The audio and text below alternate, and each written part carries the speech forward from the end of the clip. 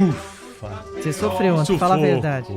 Mas chegamos lá. Vamos lá, Lucas Herrero. Conta pra gente o que acontece daqui pra frente. Qual que é o próximo sofrimento do coração corintiano? Domingo às 4 horas da tarde, o clássico majestoso entre São Paulo e Corinthians por uma das semifinais do Campeonato Paulista. Muito bom dia a você, Pedro. Bom dia também a Silvânia e aos ouvintes da Rádio Bandeirantes. Como você bem disse, foi no sufoco depois do empate por 1-1 no tempo normal. Corinthians abriu o placar com o Gil no fim do primeiro tempo, depois o João Vitor empatou aos 9 do segundo e nos pênaltis foram 13 cobranças perfeitas, tanto do Corinthians quanto do Guarani, mas na última cobrança alternada cobrada pelo Madison, Cássio acabou esperando um pouquinho mais, defendeu a cobrança. Com isso, as semifinais estão definidas. Corinthians classificado, porém perdeu a segunda melhor campanha e por isso vai jogar no Morumbi, na casa do São Paulo, essa semifinal. O jogo, como eu disse, domingo às 4 da tarde no estádio Cícero Pompeu de Toledo, e no dia anterior, amanhã, no Allianz Parque, tem Palmeiras e Bragantino às 6:30 da tarde. Verdão com a melhor campanha da competição e, é claro, as duas partidas com transmissão da Rádio Bandeirantes, narração de Ulisses Costa. E desses 4 times, 3 estão na Libertadores. Um breve lembrete, hoje, meio-dia, tem o sorteio da fase de grupos da Libertadores, Corinthians, Palmeiras e Bragantino, de olho para saberem quais grupos vão cair. Já o São Paulo espera o sorteio da Sul-Americana, que acontece também hoje ao meio-dia. Lucas, o Brasil venceu o Chile, goleou 4-0, né? Já tá classificado, foi mais um teste pro Tite? Mais um teste, o último em solo brasileiro, o último jogo do Brasil em território nacional e a última partida do Tite em solo brasileiro. Ele que vai deixar a seleção após a Copa do Mundo, uma goleada por 4-0 sobre o Chile para mais de 69 mil pessoas no Maracanã, gols marcados por Neymar, Vinícius Júnior, Felipe Coutinho e Richarlison.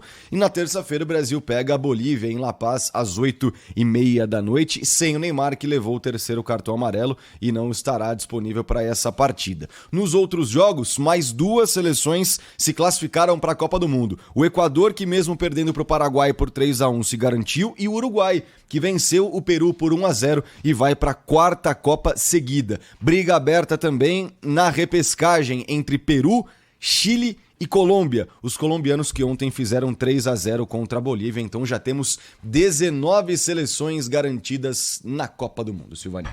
E a Itália? Entre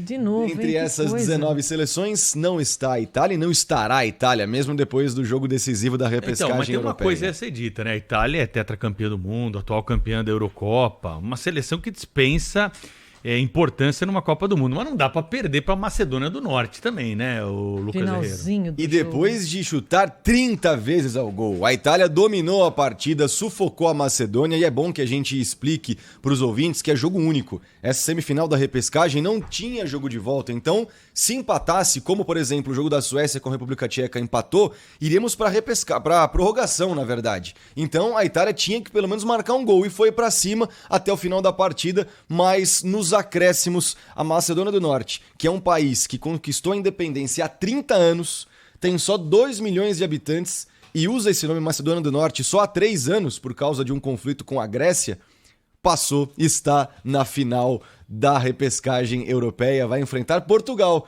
que ontem venceu a Turquia por 3-1, não teve gol do Cristiano Ronaldo, mas jogando no Estádio do Dragão, Portugal conseguiu essa classificação e esse avanço. Então, terça-feira, às 3h45 da tarde, detalhe, a Itália fica fora da Copa pela segunda vez seguida, não disputou 2018 e não vai disputar 2022 no Catar. Então, terça-feira, 3h45, tem Portugal e Macedônia do Norte, com o mando da seleção portuguesa, e temos também mais 2 jogos. É bom que a gente explique, né? País de Gales venceu a Áustria por 2-1 e a Suécia bateu a República Tcheca por 1-0. Gales espera o confronto entre Escócia e Ucrânia. Esse jogo não aconteceu ontem e não deve acontecer até junho, porque a partida foi adiada por causa da guerra. Então a gente deve ter o adversário do País de Gales somente nos próximos meses, conforme acontecer o desenrolar da guerra, que a gente vai ter o adversário então do País de Gales. Mas o outro jogo, além de Portugal e Macedônia, é entre Suécia e Polônia. A Suécia passou pela República Tcheca e a Polônia avançou automaticamente contra a Rússia por causa daquelas sanções que a FIFA impôs justamente por causa do conflito da invasão Rússia na Ucrânia. Suécia sem Ibrahimovic, que estava expulso, e os gols do país de Gales, 2 gols de Gareth Bale. Pra variar, né? Gareth Bale sendo o principal nome do país de Gales. Né? Ele, recentemente, né, na verdade, se envolveu numa polêmica quando jogava pelo Real Madrid. Tinha uma bandeira que ele colocou as prioridades dele, né?